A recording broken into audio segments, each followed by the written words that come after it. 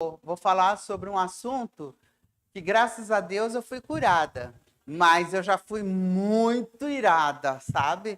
Mas nessa série de ministrações que estamos fazendo esses dias, nós já falamos sobre o medo, já falamos sobre a culpa, já falamos sobre a ansiedade, a solidão, e sobrou para mim a raiva, porque eu sou aquela que eu vivo com um sorriso aqui, né, o tempo todo, mas não foi sempre assim. E Deus, ele tem um cuidado muito grande conosco, né? Até para falar sobre isso, eu acho que eu fui escolhida realmente por Deus. Eu vou ler para vocês, primeiro, qual é o significado de raiva. Raiva significa atingir um estado de extrema fúria, onde a emoção domina o pensamento racional, o corpo físico, sendo muitas vezes desproporcional à situação que a causou. Também significa vivenciar um estado emocional de ira intensa, descontrolada, muitas vezes desproporcional ao gatilho. E é uma experiência que ultrapassa o simples aborrecimento e entra no campo da fúria, onde o indivíduo pode perder a capacidade de pensar com clareza, agindo por impulso. Amém? Vamos ler o capítulo 1 de Jonas.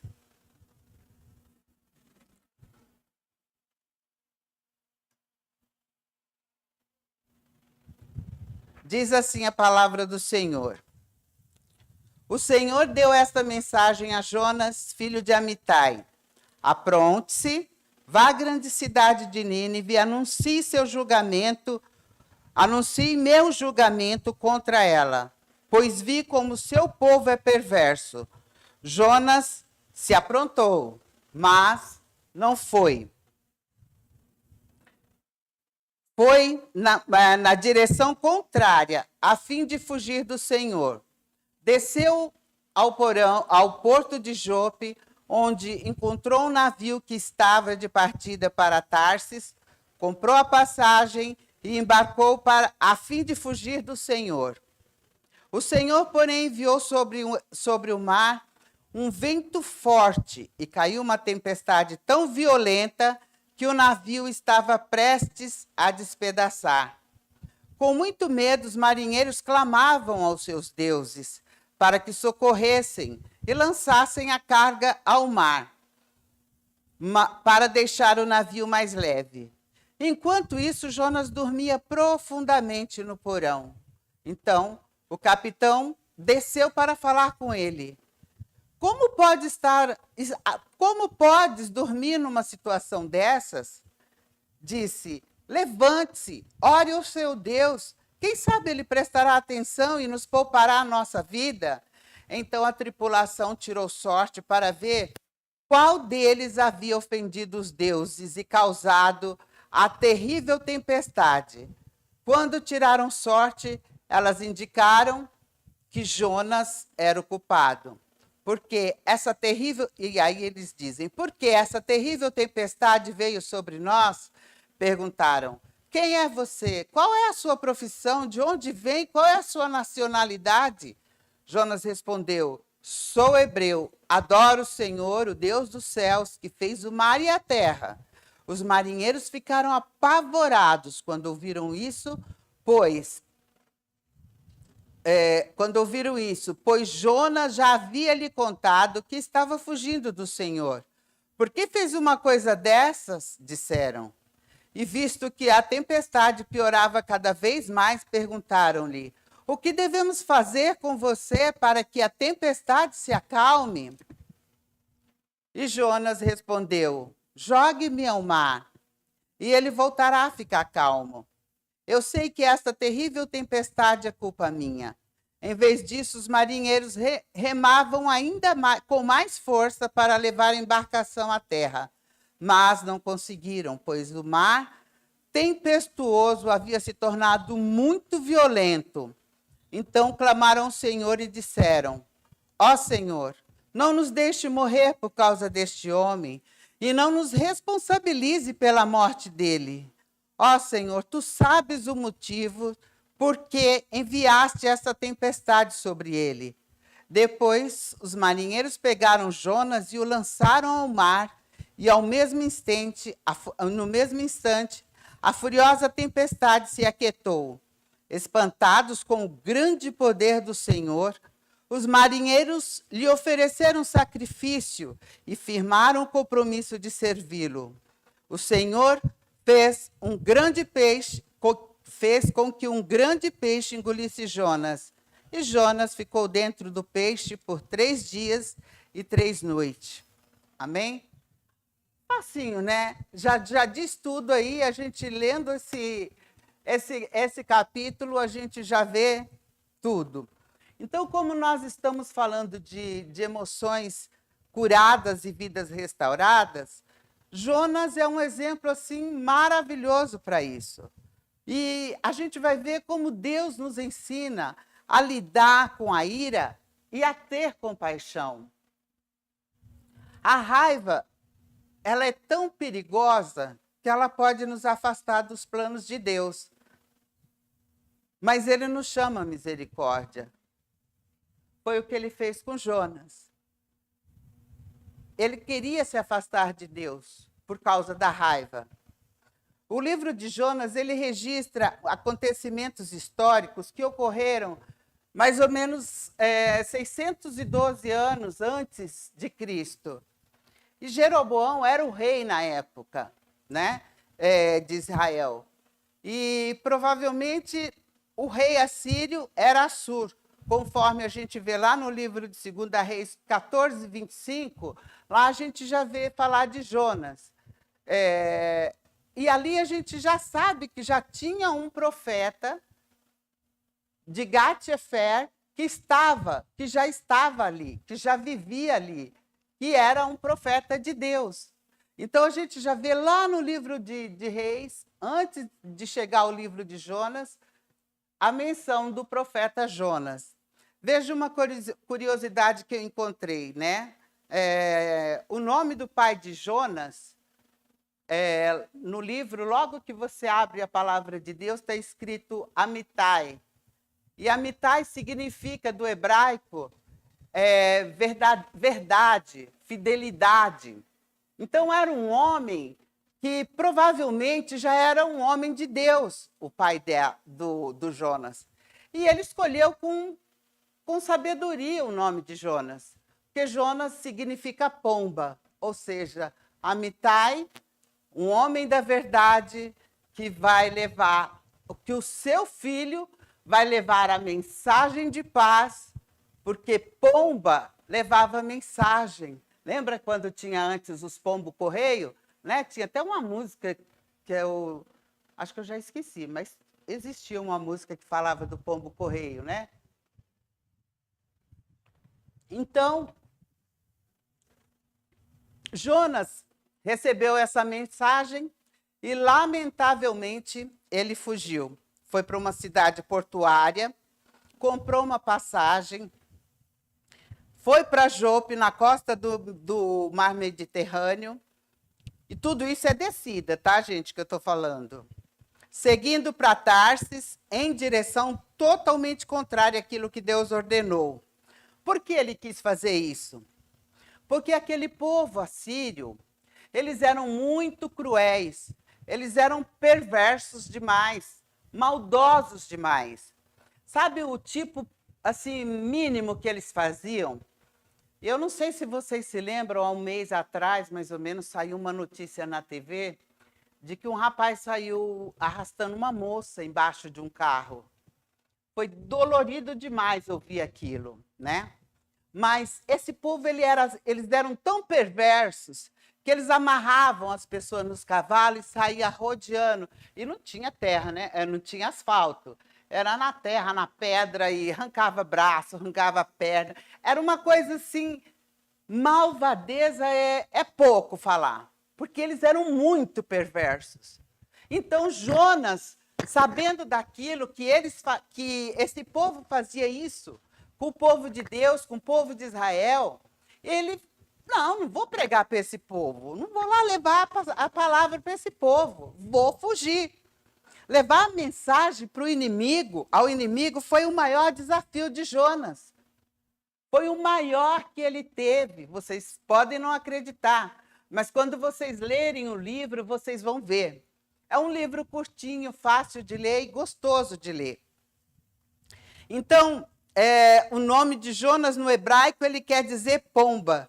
E era, na verdade, mensageira. Ele era um mensageiro de Deus. Então, ele foi batizado, assim, vamos dizer. Hoje não é batizado, né? Chamado o nome. Como que fala, pastor? O pai deu esse nome a ele, vai. Fica melhor. Hã? Nomeado, obrigado.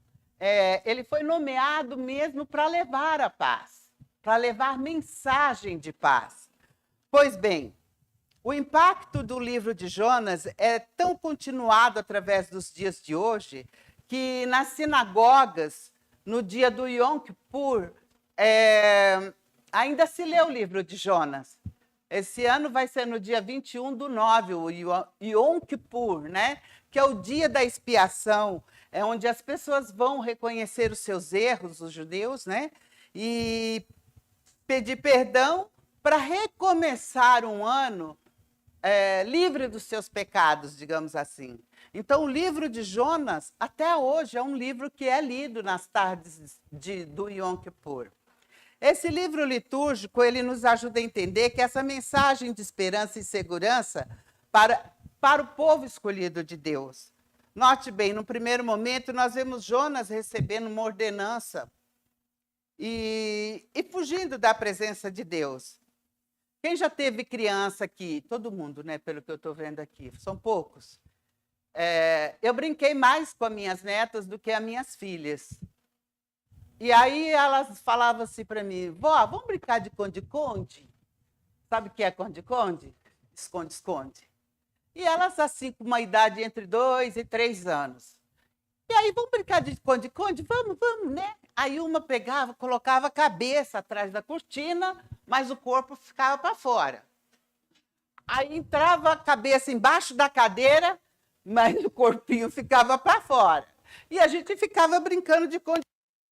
Né? Aí eu fiquei me perguntando, será que Jonas estava brincando de esconde-esconde? Porque ele tentou se esconder de Deus. Gente, pensa, né? Um profeta não saber que Deus estava com ele em todos os lugares? Ou ele estava brincando de esconde-esconde? Então a gente, né, se pergunta. E quando a gente recebe uma ordem de Deus, né, a gente já sabe, Deus é onisciente, Deus é onipresente, ele estaria em qualquer lugar. Não adianta ele brincar de esconde-esconde, porque Deus ia estar com ele. Vocês concordam? Então, quando nós recebemos essa ordem e não cumprimos, a nossa vida, a gente é só ladeira abaixo. Pode ver que muita gente fala, eu não sei por que eu não cresço, eu não isso, eu não aquilo. Quantas vezes Deus o chamou e ele não foi? Tantas vezes. Deus tem um chamado especial para você, ou para mim. Eu posso falar sobre isso porque eu fugi um bocado de tempo, falar a verdade para vocês. Eu era meio Jonas. Mas, falando aqui da raiva, eu gostaria de citar uma coisa para vocês, que eu fui curada depois que eu conheci Jesus. É um testemunho, na verdade. É triste, mas é um testemunho. Não é um tristemunho, é um testemunho. Eu era muito maluca para dirigir. Na década de 80, mais ou menos, até 90. Eu acho que eu só fui melhorar quando a Verônica nasceu. Não sei porquê, mas foi ali o start que Deus me deu. Eu melhorei mais depois que eu me converti. Então, era assim, eu dirigia, e quando um ônibus me fechava, ou não deixava eu passar, não sei o quê, ou um taxista, gente, pensa numa mulher irada. Eu saía que nem uma doida, fechando um, fechando o outro, e enquanto eu não via que o fulano se ferrou, eu não parava. E eu deixava, já vi pessoas, eu dar fechada, a pessoa entrar na ilha, você escutar só o barulho do cárter fazendo... Sabe aquele barulho quando o cárter pega o cimento e vai raspando, raspando, raspando? Ali eu saía satisfeita. Mas eu tinha uma ira que eu falava, se eu tivesse um revólver, eu teria tirado nele. E se eu tivesse, eu teria mesmo. Porque eu ficava muito irada. Eu era o tipo da mulher que dirigia e eu achava que tudo tinha que ser do meu jeito. Eu não podia receber uma fechada. Eu não queria dar passagem. Eu queria... estou andando certinho, por que vem me encher o saco? Isso não estava certo. Então, a pessoa que tinha que ser curada por Deus, porque a raiva me tomava de tal forma... E eu ficava, né? E se eu tivesse feito isso? E será que se eu tivesse feito aquilo? Sabe? Deus, ele vai tratando a gente. Aí, lá pela década de 90, eu me converti. E o bom da gente se converter é que Deus ele vai moldando a gente. Não só o nosso caráter, mas também a nossa raiva. Ela vai ficando de lado, né? Hoje, então, Deus tratou tanto que quando alguém fala, Dona Maria, vai lavar roupa. Eu, amém, obrigada, vai com Deus. Amém? Vai para o tanque, vai pilotar o fogão. Eu vou mesmo. Tá? E vou. Fazer o quê? E eu não saio mais correndo atrás de ninguém. E eu saía na fúria, gente, vocês não têm noção. Eu já provoquei acidente, mas eu deixei para trás e fui embora. Não quis saber. Então, isso não é normal. Esse tipo de raiva era a raiva que Jonas estava sentindo. Então, quando você tem muita raiva, quando você foge da presença de Deus, o que acontece? Você desce para Jope, depois fica muito... E ele fez o seguinte, ele desceu para Jope, um lugar que ficava totalmente longe de onde ele estava, né? Então, e ele pensou, eu compro uma passagem, entro lá no navio, vou para o porão, vou tirar uma soneca sossegado, certo? E, tranquilamente, vou chegar onde eu quero. E não vou precisar pregar para esse povo de Nínive. Eu não vou ser malvada, não vou pregar para esses malvados. E outra coisa, esse navio que ele pegou, ele foi tão irresponsável que ele pegou um navio que era um navio cargueiro, onde os comerciantes levavam ali coisas valiosas, porque eles iam fazer negócio em outras cidades, né? E precisava levar através transportar através desse navio. E o que Jonas fez? Se preocupou com isso? Não. Ele não quis nem saber se tinha coisas valiosas ali ou não. Jonas, como muitos de nós, preferiu fugir. E fugir da presença de Deus, a gente só desce ladeira abaixo mesmo. Então, desobedecemos a Deus até... quando a gente desobedece a Deus, até as pessoas que estão ao nosso redor, elas sofrem as consequências. Então, vamos imaginar, eu dirigindo, desobedecendo a Deus, eu sempre dava carona para alguém quando saía do banco comigo, e a pessoa que estava do meu lado corria o mesmo risco que eu, de capotar o carro, de bater, de sei lá o quê. Mas Deus, acho que ele tinha um propósito comigo, eu nunca bati o carro, gente. Eu já fui tão maluca que eu já tirei racha, mas nunca bati o carro. Porque Deus sabia que um dia eu ia estar aqui falando dele, amém? Foi o cuidado de Deus comigo, né? Então, a gente coloca as pessoas que estão ao nosso redor em perigo quando nós saímos da presença de Deus. Então, houve ali muitas perdas materiais também. E, por pouco, também as vidas não foram perdidas. Porque já estava quase virando o navio. Já estava a ponto de... O vento estava forte demais. E aqui fala do mar tempestuoso.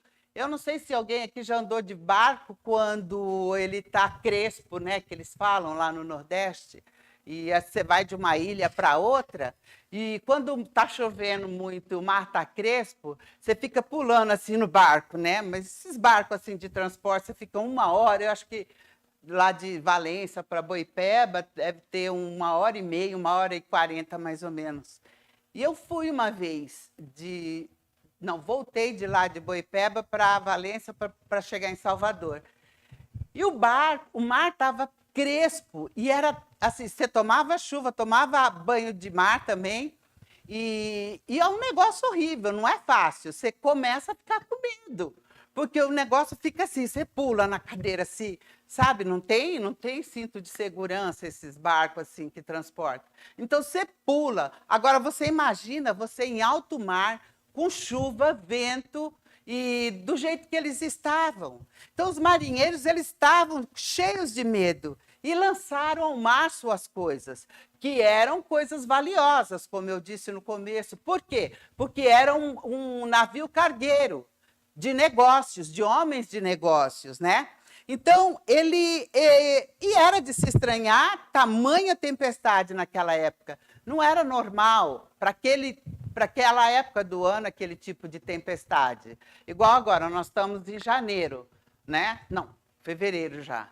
Mas até março, nós sabemos que nós vamos ter essas grandes tempestades. Então, se você for para uma ilha agora e andar de barco, você sabe que você vai ter uns contratempos, que você vai pular, que vai tudo. Só que eles estavam viajando num momento que não era vamos imaginar que seja lá no mês de agosto, julho, agosto, que não tem muita chuva, né? Eles estavam viajando no momento que não tinha essa chuva, não ia ter essa tempestade. E aí eu vejo aqui no livro que o marinheiro ele foi muito mais espiritual do que Jonas. Ele pediu aos viajantes que desfizessem de suas bagagens e que orassem, cada um aos seus deuses. Orem aos seus deuses, porque não é, essa tempestade não é normal para essa época. E Jonas, onde é que estava? Dormindo, né? Estava gostoso o soninho dele, pelo jeito. Agora eu imagino o barco, o navio, naquela vira para lá, vira para cá, vai na chuva, e Jonas dormindo. Ele dormindo mesmo, né? Então, no versículo 6, chega o mestre a ele do navio e diz, né? O que se passa contigo agarrado no sono? O que se passa? Levanta-te, invoca o teu Deus, talvez assim esse Deus se lembre de nós, para que não pereçamos. E aqui eu acho que Jonas paga um mico, né, gente? É uma vergonha, né? Um cara que era um pagão, tendo mais espiritualidade que o profeta de Deus. Ele ficou, quer dizer, quando você foge da presença de Deus, até os ímpios te faz passar vergonha. O cara aqui é ímpio. E ele fez Jonas passar vergonha. Então, todos estavam desesperados, e só ele que dormia. E Deus fala com Jonas, mas ele ia frontalmente contra Deus. Acho que ele ficava assim, né? Igual um personagem que tinha lá do Chico Anísio. Ai, meu Jesus Cristinho, já me acharam aqui de novo, quando o marinheiro achou ele. Meu Deus, o que eles fizeram para me achar aqui? Eu estava tão tranquilinho, tão sossegado, e me acharam aqui, né? E aí, o que eles fizeram? Lançaram sorte para ver quem estava para descobrir por causa de quem veio esse mal. E claro que caiu em Jonas. Né? Não era de esperar diferente. E o marinheiro nervoso, declara-nos por causa de que nos veio esse mal, que ocupação é a tua, de onde vens, qual a terra, e de que povo tu és? Aí ele respondeu, aí ele encheu o peito para falar. Eu sou hebreu, e temo ao Senhor, o Deus do céu, que fez o mar e a terra. Então, ele foi ali como uma empáfia de que ele estava numa condição melhor do que todos aqueles ali. Eu sou hebreu. Ou tipo, eu sou crente. Eu sou evangélica. Você sabe com quem você está falando? Aí vem a carteirada, né? E foi o que Jonas fez. Ele achou que ele era o bambambam por ser o hebreu ali, porque ele conhecia o Deus vivo. Aqueles homens ficaram cheios de grande temor. Que é isso que fizestes? Pois sabiam os homens que ele fugia da presença de Deus, porque ele lhe havia declarado: que te faremos para que o mar se acalma? E o mar cada vez mais tempestuoso. E eu fico imaginando, cada dia, cada hora mais crespo. Então, acho que o barco já estava assim, ó. Sabe a música? A canoa virou. Estava quase virando, né? Por quê? Porque eles não resolviam o que fazer com Jonas. Tinha que fazer alguma coisa. Aí Jonas, se isentando da responsabilidade, acho eu.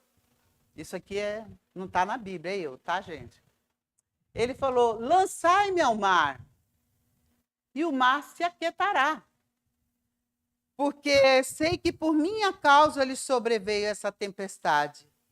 E se observarmos aqui no capítulo 14, as primeiras conversões aconteceram ali, pois eles já não clamavam mais aos seus deuses. Eles começaram a clamar ao Deus de Israel. Vocês perceberam? Eles já começaram a se converter naquele momento, né? Então, Jonas não fez discurso. Ele apenas assumiu quem ele era. Eu sou hebreu. Temo ao Senhor Deus que fez o céu e a terra e o mar. Então ele era um hebreu e por isso os marinheiros começaram a temer e a mudar a sua oração e a mudar o contexto daquela história. O texto não afirma que aqueles marinheiros fenícios se converteram, mas indicam que eles receberam um grande testemunho de Deus. Amém? Percebam, Deus usa todas as oportunidades para trazer salvação. Até as mais chocantes como essa, né? Porque a vontade de Deus é que todos se salvem. Até os mais perversos dos homens. Ainda que nós não queiramos falar de Deus para certas pessoas, mas Deus quer falar.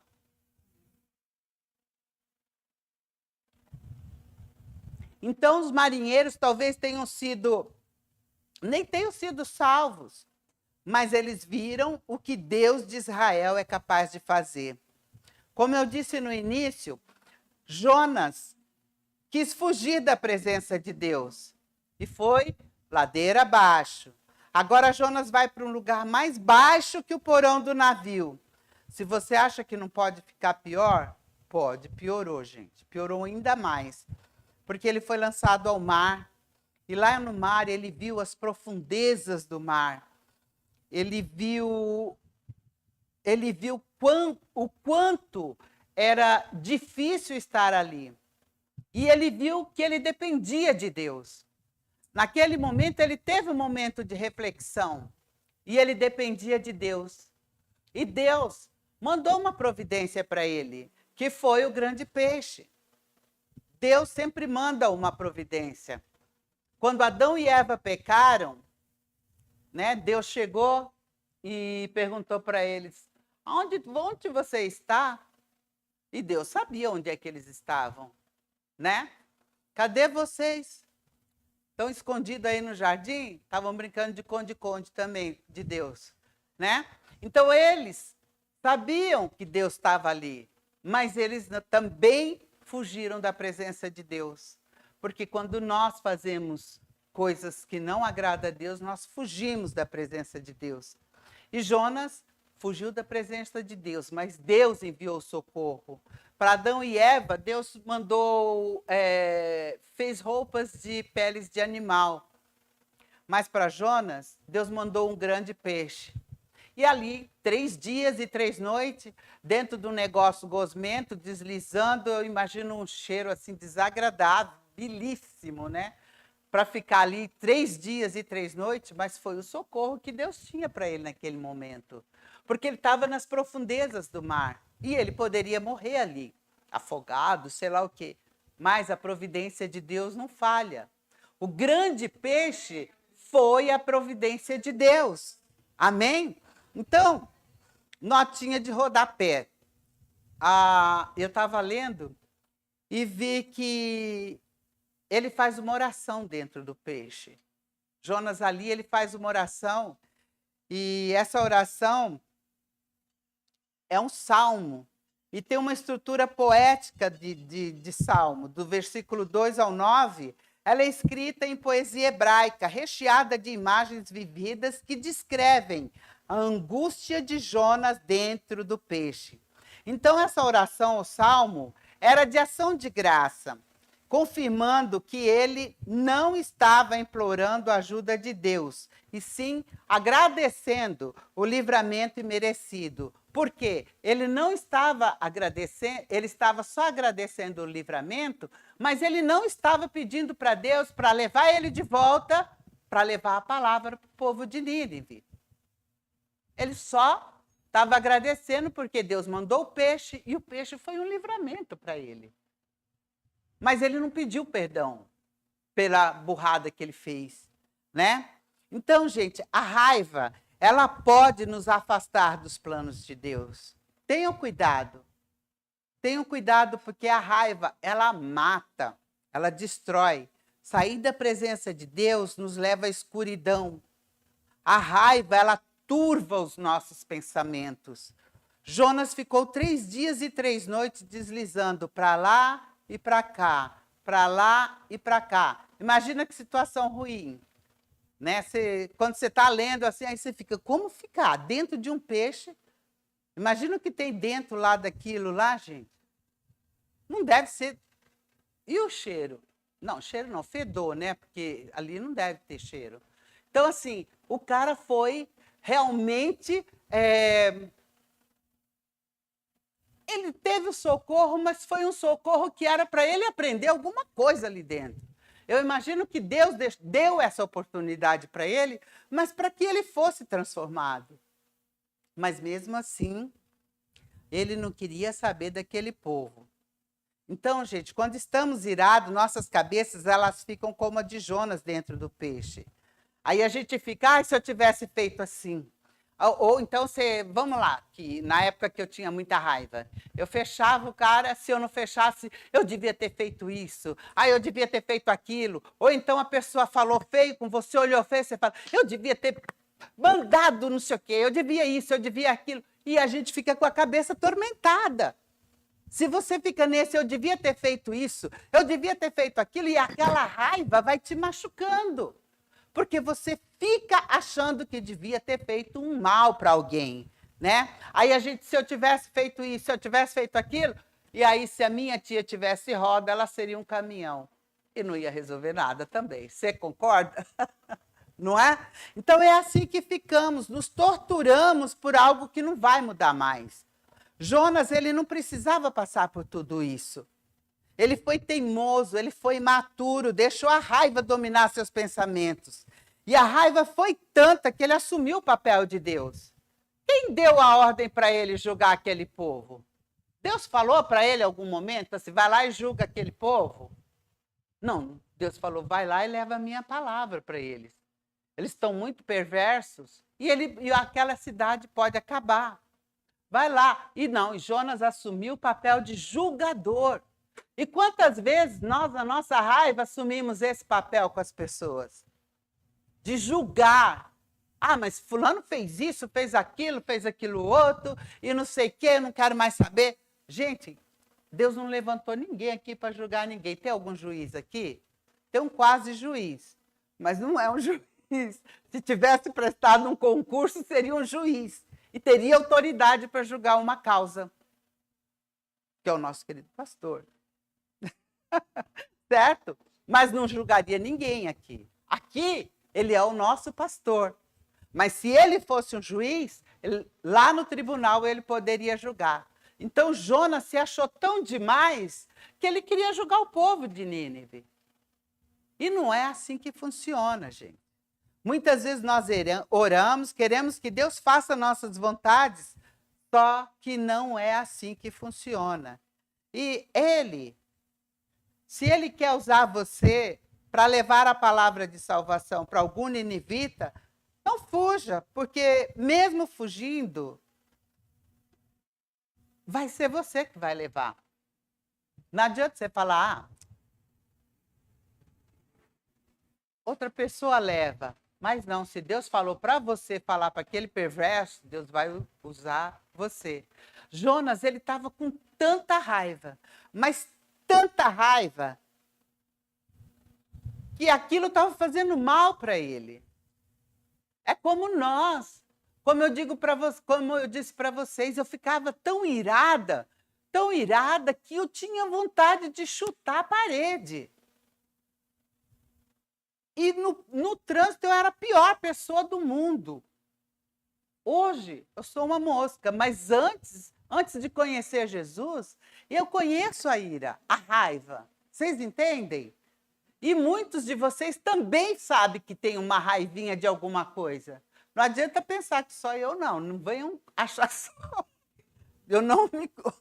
Olha, a raiva faz muito mal para a gente. E a gente faz muita bobagem. E quando a gente passa muita raiva e não consegue controlar, o coração acelera, a pressão sobe, ou abaixa, ou a gente fica suando, a gente tem uma porção de coisas que o nosso próprio corpo manifesta, a nossa parte física, ela mostra que nós estamos mal, que nós estamos passando mal, porque começamos a suar, começamos a tremer, começamos a tudo. E corre até um risco de infartar. Muitas pessoas infartam de raiva. Compensa morrer por causa da raiva? Eu acho que não. Ele foi tão imaturo que ele se esqueceu que Deus é onisciente e onipresente. Onde quer que ele fosse, ele não conseguiria fugir de Deus. Lá no Salmo 139, eu vou ler para vocês. No versículo 7 e 8 fala assim: é impossível escapar do teu espírito. Não há como fugir da tua presença. Se subo aos céus, lá estás. Se desço ao mundo dos mortos, lá estás também. Então, assim, esse salmo, se você ler ele aqui do começo, você vai ver que Deus está presente em todos os momentos. Como é que ele não sabia disso? Será que esse salmo não tinha sido escrito ainda para ele querer fugir da presença de Deus? Ou ele não tinha lido esse salmo? É estranho de imaginar uma coisa dessa. Ele conhecia Deus, né? Quem não já se pegou pensando assim? Bom, quando chegar o dia do juízo final, vai ser o meu dia. Quando chegar aquela pessoa lá, ver que eu estou ali, do lado de Deus, do ladinho de Jesus, tocando nele, né? Como a Marli não está aqui, né? A música que eu falo para ela, que eu acho linda, é Além do Rio Azul, né? Que fala assim, verei a face do meu mestre querido, né? E tocarei nele, em Jesus. Aí você fala assim, aí a pessoa lá que eu já quis falar de Jesus para ela várias vezes, ela não quis, aí ela olha para você lá perto de Jesus e fala assim, ô fulana, escuta, eu tô aqui. Aí você olha, eu quis falar de Jesus para você, você não quis, agora é a minha vez, eu tô perto de Jesus. Você não, você vai ficar aí, né? Então, por quê? A gente às vezes está com raiva, mas não quer que o outro esteja na mesma condição que você. É verdade ou não é? A gente vai falar que vocês já não pensaram nisso. Você fala, eu tentei. A pessoa não ouviu. Aí você fala, tá bom, eu vou cantar a música Além do Rio Azul quando eu chegar lá. Como é que é? As ruas são de ouro e de cristais. Canta aí, Maria.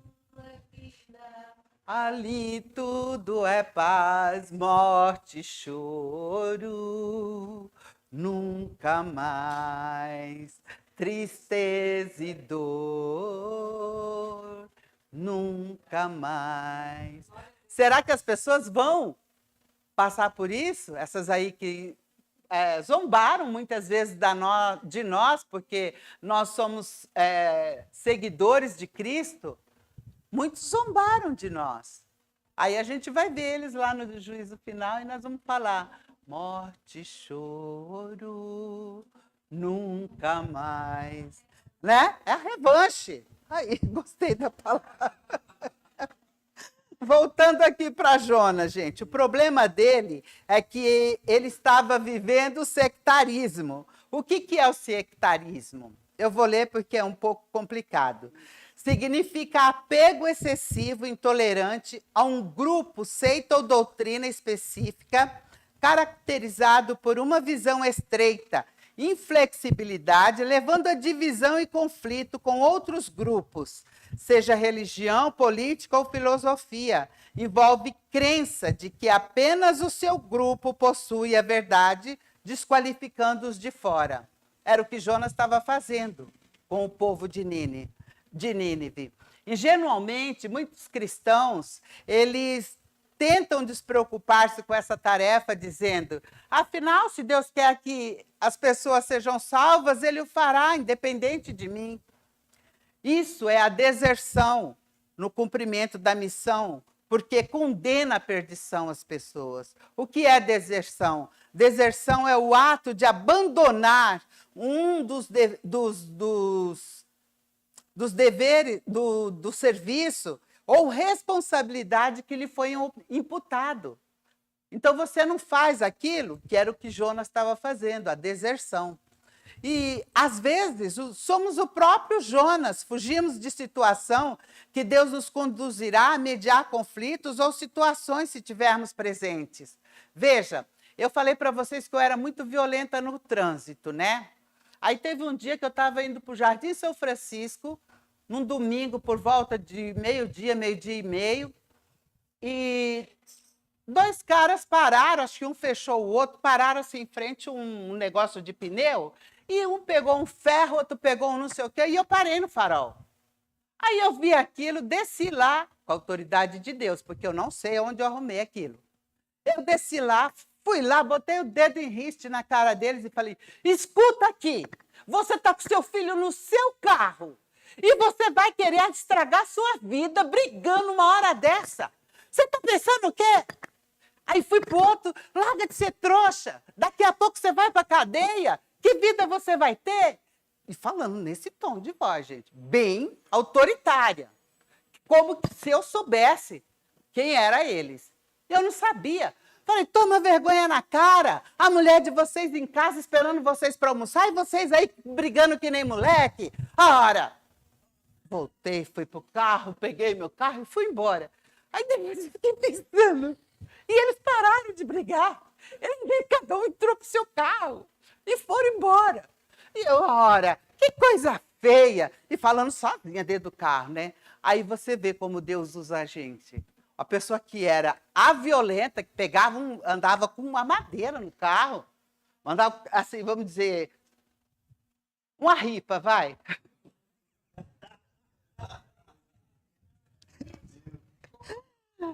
Vai lá e aparta a briga dos outros. Entra no meio de uma briga que você nem sabe o que é. Se os caras tivessem armado. Mas não, eu já estava na autoridade de Deus, eu já estava na autoridade de Jesus Cristo. Eu fui e falei com a autoridade, mas não foi minha, foi do Senhor. Porque eu não pensei, eu vou lá, vou fazer, vou acontecer, vou me aparecer. Não, eu simplesmente puxei o breque de mão. O que vocês estão pensando? Olha o menino chorando no carro e fiz um auê ali. Então você vê a transformação que Deus faz na vida da gente. Né? Então, preste atenção. Lá em Romanos 10, 14, diz assim: como, pois, invocarão aquele em quem não creram? E como crerão naquele de quem não ouviram falar? E como ouvirão se não houver quem pregue? Quem que tem que pregar? Nós. Assim, a igreja que não sai em missão acaba aprisionada dentro do grande peixe da religiosidade insignificante. Jesus só voltará quando o evangelho for pregado a toda criatura. Logo, vamos fazer a nossa parte. Amém? Todo mundo tem a sua parte. Não adianta você falar, mas o meu trabalho eu não posso nem falar de Jesus. Não pode. Mas no ônibus você pode. No ponto de ônibus você pode. Peguei um Uber de lá para cá agora, demorou 10 minutos para chegar. Aí ele pegou e falou assim para mim, a senhora vai para a igreja, né? Porque já parece cristã livre. Falei, vou. Ele falou assim, é a 4ª passageira hoje que eu pego que vai para a igreja. Eu falei, nossa, que bênção. Ele falou, a senhora não esqueça de lembrar de mim nas orações. Eu achei tão gostoso, tão bonito, porque ele já viu graça do Senhor em mim. E eu vi a graça do Senhor nele quando eu vi o nome Ezequiel. Eu falei, que bênção, esse homem vai vir. Eu fiquei esperando 10 minutos, mas eu fiquei lá esperando. Né? Então, assim, você vê que Deus, ele nos dá oportunidade a todos os instantes. É no Uber, é no ônibus, e é assim que a gente tem que fazer. Mas Jonas fugiu. Muitos evangélicos têm atitude dupla enquanto vivem dentro do sistema. Por um lado, assumem atitude queixosa diante dos problemas sociais, enquanto, ao mesmo tempo, têm uma postura de não se envolver nas lutas problemáticas da sociedade. Não é isso? Então, o argumento é, nós não somos desse mundo. Entretanto, Jesus disse que nós não somos desse mundo, mas nós vivemos nele. Nós estamos aqui. Não podemos nos isolar, não podemos ficar numa redoma de cristal. E não, uma coisa que a gente não pode se esquecer, que a luz, ela resplandece nas trevas. E não prevalece, e as trevas não prevalecem contra a luz. Amém? Não esqueçam de quem vocês são. A luz está em vocês. Devemos avançar rumo a uma igreja em missão que supera as limitações e cruza a fronteira. O capitão disse, como você pode ficar aí dormindo? Levante-se, clame ao seu Deus, talvez ele tenha piedade de nós e não morramos. Vemos mais temor de Deus nos marinheiros do que no profeta. Vemos mais espiritualidade nele, porque enquanto todos oravam aos seus deuses, Jonas dormia. Vemos mais amor nesses pagãos que tratavam de fazer tudo o que estava ao alcance deles antes de atirar Jonas no mar. Eles tentaram de tudo, tiraram sorte, jogaram suas mercadorias valiosas no mar, né? E eles estavam preocupados com as vidas que seriam perdidas. Jonas não estava preocupado com as vidas que seriam perdidas. Jonas estava na dele. Infelizmente, quando a igreja se fecha em seu próprio círculo, não pode ver as sementes do evangelho que existe nas pessoas que ainda não conhecem o evangelho de Cristo. Então, nós devemos avançar rumo a uma igreja em missão que supera todo tipo de medo de contaminar-se. Eu sou hebreu. Aí ele encheu o peito, né? Ficou com peito de pombo, que ele era, o nome dele significa pomba, né? Então, assim, lá no banco, quando a gente trabalhava, tinha um moço lá que ele andava assim, né? Aí a gente pôs o apelido nele de peito de pombo. A maioria não sabia nem o nome dele. É o peito de pombo, o novo funcionário, peito de pombo. Então, acho que Jonas era meio assim também, né? Ele entrava assim, né? Meio, né? Eu cheguei, né? Então, eu sou hebreu, adorador do Senhor, Deus do céu, que fez o mar e a terra. Existe uma estatística segundo o qual, à medida que o cristão tem mais anos de fé, menos ele evangeliza. Vocês sabiam disso? Por quê? Primeiro, porque ele se fechou no grupo de cristãos, mas também porque ele tem mais preconceitos acerca dos não cristãos. Às vezes é levado a um extremo, usam o chamado de Deus a viver de maneira santa, como uma aversão ou rejeição para com os não cristãos. Em Marcos 12, nós vemos lá Jesus rodeado de fariseus, saduceus, mestre da lei, né? Na cena aparece um escriba, um intérprete da lei, que faz uma pergunta sobre o primeiro mandamento. E Jesus, ao invés de responder indicando o mandamento número 1, diz que existem 2: amar a Deus sobre todas as coisas, e o segundo, e tão importante quanto, amar o próximo como a ti mesmo. Jesus não se escondeu dos fariseus, dos religiosos. Ele estava no meio de todos aqueles. Ele não saiu fora. Então, por que nós... por que eu não vou no meio daquele povo lá, tudo os endemoniados, né? Todo mundo, não isso, não aquilo. Gente, preconceito. Preconceito não leva a nada. Nós devemos avançar rumo a uma igreja em missão que supera todo exclusivismo denominacional. Nossa, que difícil falar essa palavra grande, né? Então, assim, às vezes a gente tem pessoas que ela tem uma denominação que ela serve à denominação e não serve a Deus. E eu conheço pessoas assim, muito próximas de mim.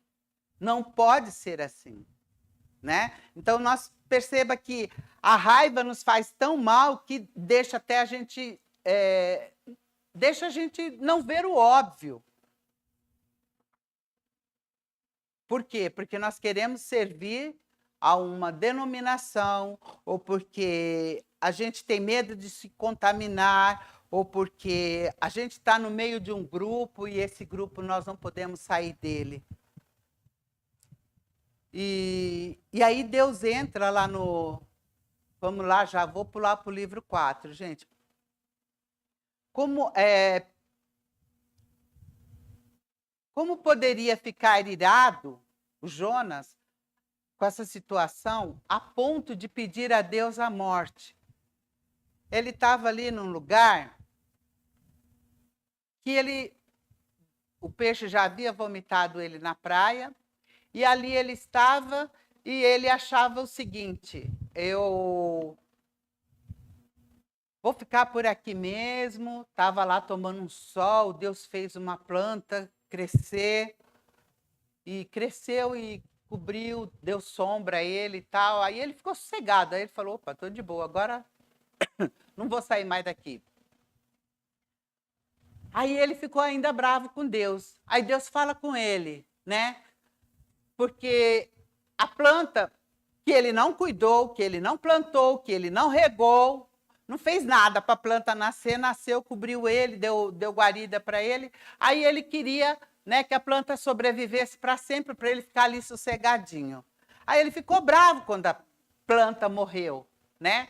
Aí Deus chega para ele e fala assim: e não hei de ter compaixão da grande cidade de Nínive, em que há mais de 120 mil pessoas e que não sabem discernir entre a mão direita da esquerda, e também muitos animais? Você está chorando por causa dessa planta. E aquelas 120 mil pessoas que estão lá? Você não tem piedade? Será que você vai querer cuidar mais do seu antúrio do que de uma vida? Ah, não, vai ali, tem uma pessoa no bloco 5 que está precisando falar com você. Ah, não, agora eu estou borrifando água nas minhas plantas, eu vou depois. É assim? Não, era o que Jonas estava fazendo. Né? A gente tem que pôr nos nossos dias essas coisas para vocês verem que muitas coisas pequenas que nós fazemos e nós não notamos que estamos fazendo. Nós precisamos abrir os nossos olhos. Jonas tinha raiva. Raiva, gente, só traz escuridão para a nossa vida. E ainda furioso, chegou a Nínive, proclamou bem alto a advertência de Deus.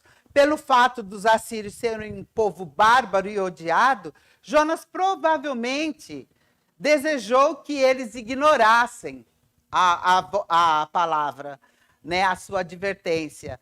e experimentassem o julgamento de Deus. Ele foi fazer com tanta raiva que ele não queria que Deus salvasse aquele povo.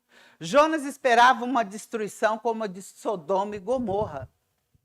Ele queria que aquele povo fosse destruído daquela forma. Então, quando eu falei que ele queria ser o juiz, se ele fosse o juiz, estava todo mundo condenado ali, né? Imagina. Então, quando a gente quer fazer juízo por conta própria, sem pedir a orientação de Deus, ele ia matar 120 mil pessoas, mais animais, não sei se 120 mil homens, né? Porque naquela época só contavam os homens, as mulheres não eram contadas.